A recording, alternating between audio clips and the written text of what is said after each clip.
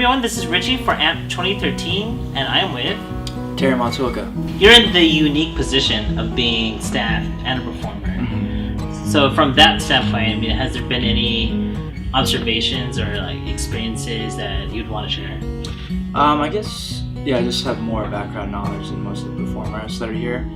This year I didn't do as much as the inaugural year, maybe 2 years ago. But I was more of day of kind of things, and just trying to help out where I can, but I wasn't fully involved this year.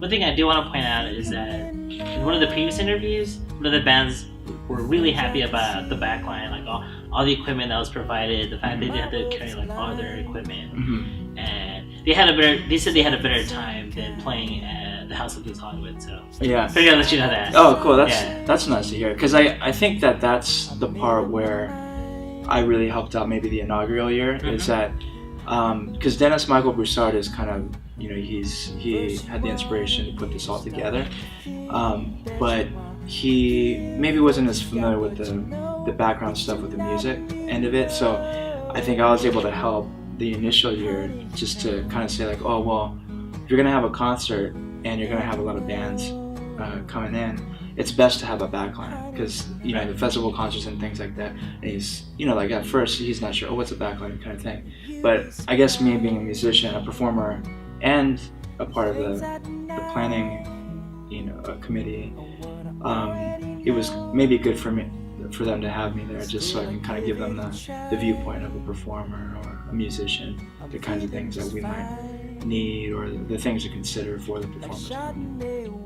What first made you inspired to start writing and performing? Well, my dad bought me a guitar when I was a teenager, and when I got it, I had no idea what to do with it. It was kind of a surprise, and I don't know, I just kind of toyed around with it. I didn't really get into it at first, but I took some summer school guitar lesson. Even then I didn't really get into it.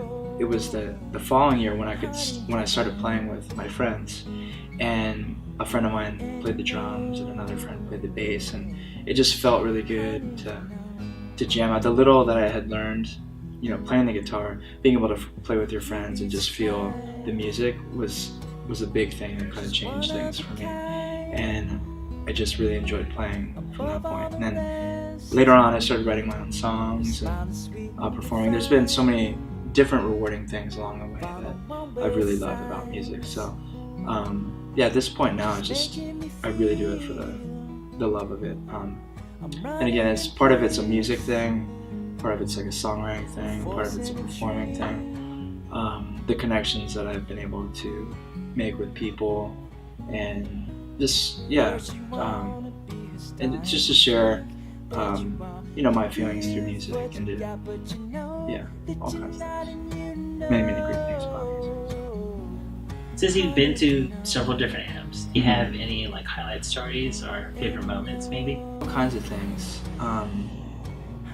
Like I said, I think it's more of the community behind it, because even on stage I was hosting the earlier part, and I was kind of sharing with the audience at that time that the thing that I like best about AMP is just the community that it nurtures, because I run into all these musician friends that I've made along the way, and it's cool to catch up with them, it's cool to collaborate with them.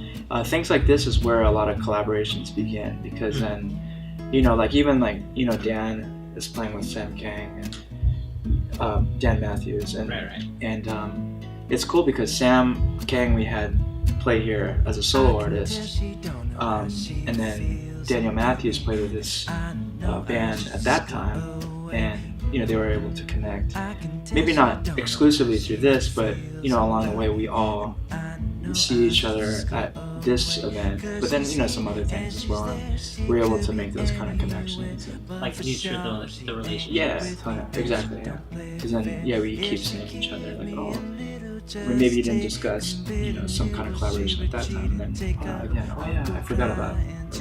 So those kinds of things I think are my favorite part of the community building amongst musicians. Even people like yourself, just people that are kind of in the scene that help out, and that you keep seeing on, because I may I may bump into you at a restaurant here and there, but I always see you at these. Yeah. things, so that's cool. So that'd be the longest we've talked in a year. Yeah. always just so busy at Yeah, events. Yeah. Speaking of events, do you have any upcoming gigs or projects you want to shout out? Yeah, right now I have a Kickstarter going for my new album, and this is my third album, and crowdfunding seemed very attractive to me. I wanted to see if I could fund my new album, without having to struggle so much. Because in the past, I've had to put it on my credit card and then do my best to try to pay it off as quickly as possible. This one, I wanted to see if I could fund it up front, and then just kind of be more free about promoting it and to kind of push it a little bit more, having a little bit more money to do that, and then also just not being worried about all the sales at first. Right. Yeah. So I have my Kickstarter going. I hope you guys can check that out and just search for me, Terry Matsuoka, or San Diego Music. It should be right up there. So yeah. How else may fans find follow you? Fine. I have my own website. Okay. It's terrymatsuoka.com, and then I have a Facebook music page. It's just facebook.com/Terry Matsuoka Music, and I also have a YouTube channel. I like to do stuff on Pinterest and things like that. I don't really do Instagram, but Okay. yeah.